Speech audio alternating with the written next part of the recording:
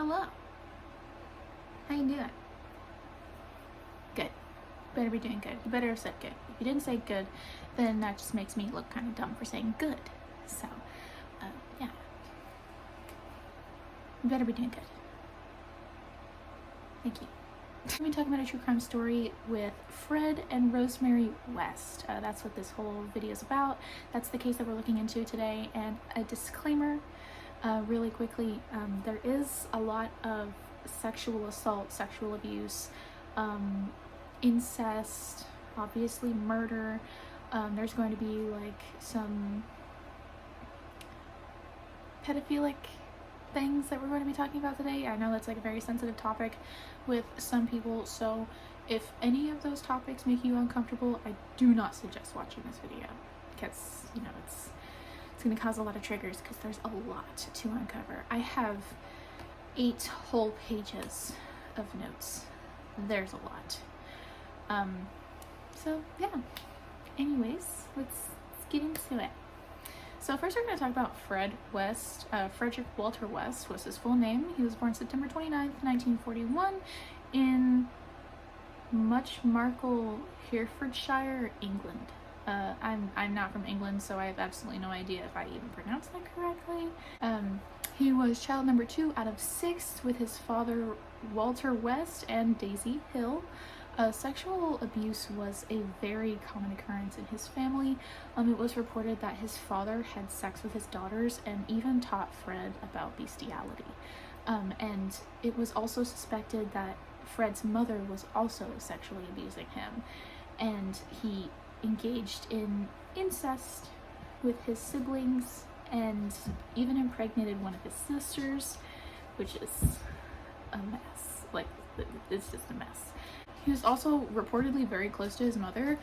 Whenever he was beaten for doing bad in school, his mom like went into the school in person to yell at the teachers that were like disciplining him. I mean, I guess at the time it was considered discipline, but like Mama Bear kind of had to step in because, you know, they were kind of beating him. So yeah. He ended up dropping out of school at 15, even though he was very illiterate, and he got a job as a farmhand. Like, he was always considered, like, I guess, ugly to the girls in his classes. And then when he turned 16, I guess whenever he went through puberty, like, he started getting more physically attractive. And at 17, he actually got into a motorcycle accident that put him in a coma for a week, leading to have a metal plate surgically placed inside of his head and breaking one of his legs so bad that it was permanently shorter than the other. After the surgery and all that, he purportedly had a really bad temper and was known for violent outbursts. Like 2 years after the accident, he hurt his head again when he stuck his hand up a girl's skirt and she pushed him down from a fire escape. So yeah, you deserve that one. You deserve that. Look at you trying to fucking get up people's skirts. Like, why would you do that? You nasty. When he was 19, he was convicted of molesting a 13-year-old girl and didn't serve jail time because his doctor said that he suffered from epileptic fits. He didn't serve jail time because his doctor said he suffered from epileptic fits. Now, I don't know much about epilepsy. I don't know much about it, okay? I'm not gonna lie. But I don't think it makes you molest 13-year-old girls.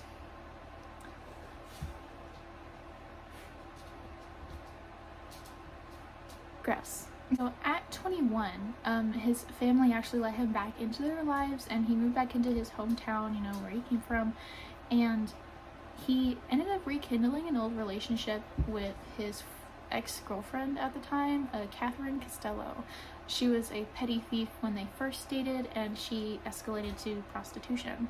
And she was already pregnant with a Pakistani baby when they married in November, only 2 months after getting back together, and moved to Scotland. To explain why the baby was half Asian, they said that the baby had died at birth, and they adopted this baby and named her Charmaine Carroll. They named her Charmaine Carroll. I mean, that's a really cute name. This is where, like, the relationship kind of started going downhill.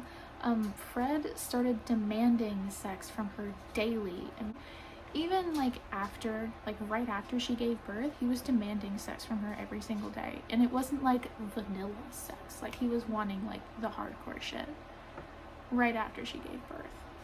Every day. They had their child in July of 1964, named her Anne Marie. During their marriage, Fred worked as an ice cream truck driver, and it gave him plenty of access to young women, which is, you know, kind of what he wanted. So, what happened with this job is that Fred accidentally ran over a 4-year-old boy with his truck. And that's what ended their lives in Scotland. Like, they moved out after that. And though the accident wasn't his fault, they all moved, including the child's caregiver, Anna McFall. They moved to Gloucestershire? What are these places? Why do you gotta name these places so complicated? Where he got a job at a slaughterhouse. And when their marriage finally collapsed, Costello went back to Scotland alone, but came back in July of 1966 because she missed her daughter. Because, you know, like they did have a daughter together. And this is where she found out that Fred actually had a relationship with McFall, you know, like the caregiver. Yeah. And in 1967, McFall fell pregnant with Fred's child and tried to get him to divorce Costello. And in turn, he killed, dismembered, and buried her. Just like that. Yeah.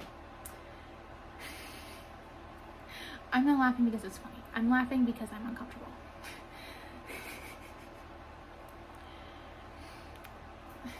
Costello eventually finally left Fred for a good few months later and left the kids with him. She left the kids with him. She left them with him. After he killed, dismembered, and buried another baby mama. What are you chewing on? What are you doing? Stop chewing on it. Stop it. After Costello finally leaves him, he is suspected of killing again in January 1968. A 15-year-old disappeared from a bus stop. I guess, like, he was never, like, convicted, because I couldn't find anything saying he was actually convicted of that, so he was suspected, but I'm assuming he wasn't convicted. Correct me if I'm wrong, but that's just what I found. And then his mom died in February that year. He started committing a lot of petty thefts and changed jobs all the time. So, like, I guess he was kind of starting to spiral after his mom died. I mean, like, reasonably so, but, like, you know, don't be doing stuff you're not supposed to do. Patches, quick! Yeah, there. It was during his job as a bakery truck driver that he met his future wife and accomplice, Rosemary Letts, which is her maiden name. Rosemary Letts. So, Miss Rosemary, born in Devon, England, November 29th, 1953. Her household was troubled and abusive, so we're dealing with two people that had, like, really traumatic childhoods here. So her father, Bill, he was disciplining basically everybody in the household. He was disciplining Rosemary, all of her siblings, and even their mother, Betty. Daisy. Her name is Daisy, not Betty. Where did I get Betty from? I don't know, but her name is Daisy. While Daisy was pregnant with Rosemary, she was receiving electroconvulsive therapy as a treatment for her severe depression. So, you know, kind of that possibly contributed to, you know, the reason why she was so messed up in the head, but, you know, we may never know. But because Rosemary wasn't very bright, and she was also kind of overweight, she was teased and responded by attacking her bullies. Like, every time she was getting teased, she was, like, fighting. She was like, leave me alone. Fuck you. I don't like you. But, you know, like, she was throwing hands. She was throwing hands every time she got bullied, which I mean, like, good for you. Good for you. Great. Defend yourself. Responsibly. When she was a teenager, she was essentially molesting her younger brother. And that was her form of sexually exploring. Your siblings are not there to help you explore your sexuality, by the way. That's kind of disgusting. Just throwing that out there. Oh, it's kind of gross. You don't do that. Anyways. Her figure and her father's rules prevented her from dating boys her age, so she got with older men where she lived. Like, she would go out with older men around town, and one of them took advantage of her and ended up raping her, which I mean is sad. You hate to see it. And at 15, her mom finally had enough of her husband's abuse and took Rosemary and moved in with one of her adult daughters and her husband. And then Rosemary started spending even more time with men at this point. You know, she doesn't have a father figure anymore, so, you know, she's gonna go out and she's gonna try to, you know, get some kind of male attention. Later that same year, Rosemary moved back in with her father, and not long afterwards, she met Fred, who was 12 years older than her. Despite the way he treated her, Rosemary's father strongly objected to her seeing Fred. I'm assuming it's because of how old he was, because I guess he was treating her, like, very well. Like, he was respectful, he was really nice to her, you know, he was treating her the way he should have, you know, not killing, dismembering, and burying her. And her father was just like, no, you're done. And it even got so bad to where he went to the park where he lived with his two daughters and threatened Fred. Like, Bill was like, you're not dating my fucking daughter. No, not happening. And Fred was like, bet. So while Fred did several stints in jail for thefts and failure to pay fines with previous offenses, Rosemary was then pregnant with his child and named their daughter Heather. He's got another kid rolling around. I think we're on, like, kid number 3. Rosemary ended up taking care of Heather, her daughter, and as well as his other daughters as if they were her own. She often treated her stepdaughters very poorly, which, why would you take on children you don't even like? Why would you do that, Rosemary? That doesn't make any sense. It's kind of rude. In 1971, Rosemary snapped and killed Charmaine. She killed his daughter. And she severed the body's fingers and toes, and Fred buried her under the kitchen floor. So while they were cooking dinner, she was just rotting underneath them. It's fucking disgusting. And then they married in 1972, January 29th. After they married, Fred encouraged Rosemary to have sex with others for money, both for money and for fun. You know, like she was getting money out of it on top of, you know, they, I guess, are having fun with it. And he often watched her through a peephole, which is kind of creepy, but, you know, you do you. He also took erotic photos of her and posted them in a swinger magazine as ads for prostitution. What do you want from me? What do you want? Come here. Come here, Patches. Come here. Come on. Come on. Hello. Let's bring a little bit of light here. Yeah. This is Patches. She's the coolest. She's the baby. Hey, wait. These are my babies, by the way. They are big babies. This is Patches. She's a little terrier mutt. I actually don't know what she is, but she's some kind of terrier. And then here is Roxanne. She's my pet. They're big babies, and I love them so much. Anyways, there's your little bit of serotonin during this video. You're gonna need it. So in June 1972, they had another daughter together, and they named her Mae West. And to make room for their expanding family and Rosemary's business, they moved to 25 Cromwell Street. I'm fucking blind. They moved to 25 Cromwell Street, where they carried out their rapes and murders together. This is where it gets really fucking dark. I mean, it's been dark since the beginning, but it gets worse. Rosemary continued working as a prostitute from their home in a room fitted with peepholes for Fred, so that he could like go around and, you know, go with like different angles, so that if they moved and he couldn't see them right, he would like go to another people and try to see them better. And they used a red light outside that would give the children an indicator of like to not enter.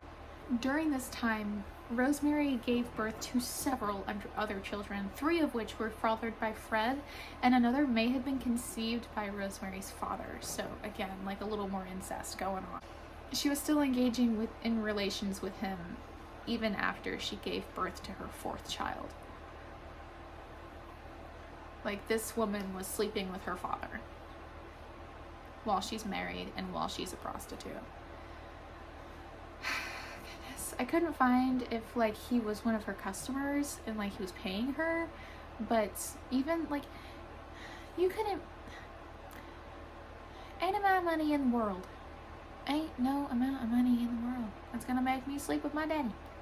October of 1972, Fred and Rosemary hired Caroline Owens to work for them as a nanny for their children, because they had so many fucking kids. You know, like, they couldn't just kill all of them. They could only kill one, I guess. You know, had to sacrifice her for some fucking reason. And they kept making sexual advances on Caroline, but she declined every single time. And one night in December, she tried to leave, only to be held captive overnight. Like, they were not letting her leave. They were not having it. Fred threatened to have some of his friends, quote, have her, and then he would kill her in order to get her to comply. Like, what the fuck? Who does that? Fred. Fred does that. Okay. Is my phone going to keep recording this time? I guess we'll find out. It decided to cut out. And here we are. So, she did end up eventually, quote, complying with everything, even though she didn't actually comply. I'm assuming she just wanted to get it done and over with so that she could fucking leave. So, anyway, she was released the next day, and then she ended up pressing charges. Though those charges were dismissed because Fred made it seem like everything was consensual. He made it sound like everything was consensual, even though it obviously was not. And the court believed him. And him and Rosemary walked away with a $50 fine instead of serving jail time. It's fucking disgusting. I know it's the 70s, but what the fuck? Over the next 8 years, they end up killing at least 8 more women, and these women made their way to their house by being lodgers or employees. So the first was Lydia Gow, I think that's how you pronounce her last name.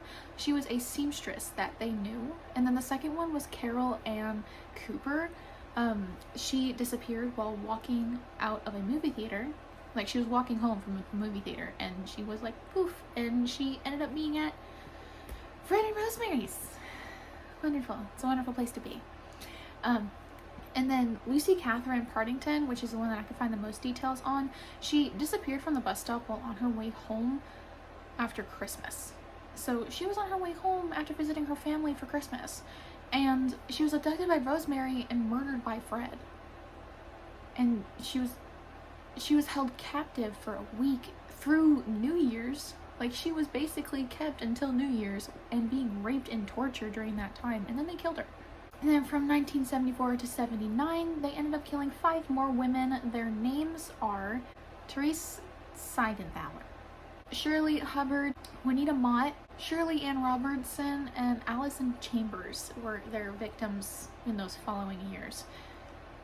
It's unknown if they actually killed more. Like, they haven't been convicted of killing more, and if they did, which wouldn't be surprising, the bodies were not buried on their property, which most of these bodies, if not all of them, were buried on the property. While committing all of these murders, Fred was also sexually abusing Anne, his daughter, from his relationship with Costello. You know, like earlier in the video, the daughter he had with Costello, her name is Anne. He was sexually abusing her during this time, and she eventually became pregnant, and it was ectopic, so it had to be terminated. I'm not saying that's a good thing, but honestly, it was probably for the better. But he was sexually abusing Anne, and then she ended up being pregnant, and it was ectopic. So, I mean, it's a horrible thing, but I guess it was a good thing in the end, because she wasn't just another baby mama to Fred. And that's essentially what it would have became. When Anne left home, he started abusing his daughter Heather.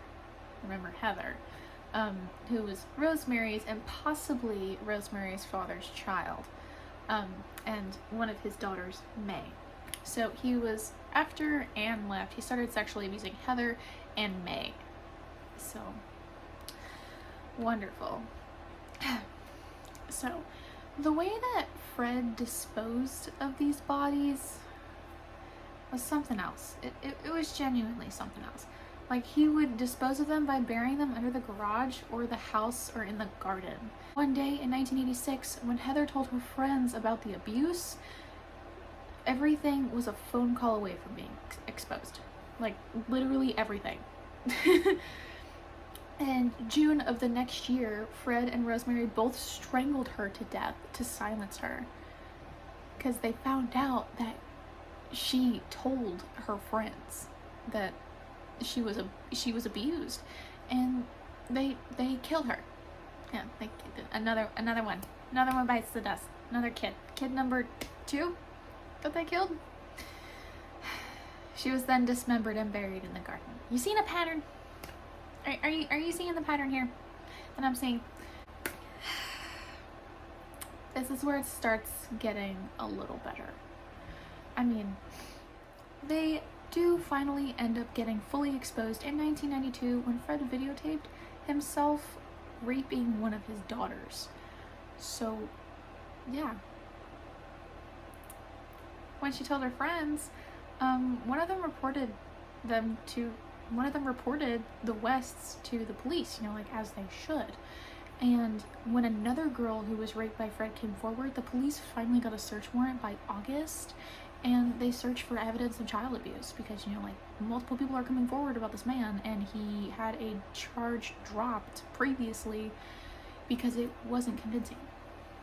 So, I mean, maybe we should look into that. You know, it took a few fucking years, but we're making progress, I guess. Fred was then arrested for rape and sodomy of a minor, and Rose was arrested as an accomplice. Finally get arrested. And then the younger children, the children who were in their custody, were then placed in government care while the whole case was being processed. I really hope that they were placed in really good homes during this time, because especially with all the abuse that they had to endure with Fred and Rosemary, I feel like they deserve a break. While Fred was in custody, Rosemary became very depressed and even attempted suicide, but she was then saved by one of her sons. Can't get out the easy way, bud. That's not how it works. The rape case fell apart when the victims ended up backing out, but Hazel Savage, who was an investigator of the whole case, she was very, like, what do you call it? She was very suspicious of the West's past, and she just refused to let it go, which, I mean, is absolutely fantastic. I'm so glad that she was able to stay determined with this fucking case, because if it wasn't for her, this whole thing would have been fucking dropped. And honestly, proud of her, love her. She was able to obtain another search warrant to have the property dug up. You're in trouble, Fred. All your home improvement, where is it? It was made especially easy whenever Fred did end up confessing to Heather's murder while he was in custody. So he kind of bitched out a little bit, as he should. And after the yard was ripped apart, Fred then confessed to every single one of the murders that they had evidence for. He did it to protect Rosemary, I guess, for some reason, even though he wouldn't admit to raping them, saying that they essentially wanted to have sex with him. So, I didn't rape him, but I killed him. As if that's any fucking better. So, the bodies of Anne McFall and Charmaine West turn up as well shortly after that. And in December 13th, 1994, he was charged with a dozen counts of murder. He ended up hanging himself on New Year's Day in his cell at Winson Green Prison with a knotted bedsheet. I thought, was this like before they started doing the whole, oh wait, this isn't even in America, so like, I don't know about in England, but in America, from what I've heard, like in prisons and stuff, they give you sheets and like clothes that are literally paper thin, so if you did try to hang yourself, it would just immediately break. So that you couldn't kill yourself. I mean, again, it's not funny. I'm uncomfortable. But anyways, he was then cremated, and his funeral was unattended entirely, except for 5 of his children. 5 of his children showed up to his funeral. And the rest were either dead or didn't want to be there. Rightfully so. He's kind of a fucking a-hole. And then Rosemary was also put on trial at the end, first for rape, but then for murder as well. So they first only had evidence of rape, and then they were like, got some murder on her. Yeah, Fred's dead. So, we gotta get somebody. She never confessed to any of the murders, and the evidence against her was all circumstantial. And they didn't have Fred's word to back it up either. Like, they had nothing. All they had to go off of was circumstantial evidence, which I guess wasn't enough until a witness named Janet Leach, who was Fred's appropriate adult, she revealed that Fred had told her that Rose invoked in the murders, as well as killing Charmaine and Shirley on her own. So she killed Charmaine and Shirley by herself. That had nothing to do with Fred. He just did the disposals. He was the garbage man. And then on November 22nd, 1995, she was convicted of 10 murders and sentenced to life in prison and will never be released. So, thankfully, we have a happy ending. Thankfully. I mean, the whole story was absolutely awful. I mean, like, I just don't understand people. I really don't. I don't get it. But anyways, I'm pretty glad that they did end up getting what they deserved, aside from Fred. You know, he kind of got the easy way out, and that kind of pisses me off, I'm not gonna lie. I really wish that they had like those really thin bed sheets that ripped if you tried to sit on them the wrong way. I really wish he was given those instead of normal ass bed sheets, but you know, it is what it is. And with that, this case was a lot, so if you're just as traumatized as I am about this, I am so sorry, but you asked for this. You guys wanted this. You guys wanted this. But yeah, so if there is anything that I was incorrect about or anything that I didn't mention in the video, feel free to comment that so that, you know, I can like correct myself and all of that stuff, because I don't want to be giving out like misinformation. This is just information that I found on the internet. So this information was found publicly, and I just don't want to be giving out like misinformation, you know, like talking about these people and the victims and then end up being wrong. Like I don't want to do all of that. So if I was wrong or if I forgot about anything, let me know. That'd be nice. Be nice about it though. If you're mean about it, I'm not gonna listen to you. Because who listens to meanies? Thank you so much for watching, and I hope to see you in the next video. Hope you have a wonderful day.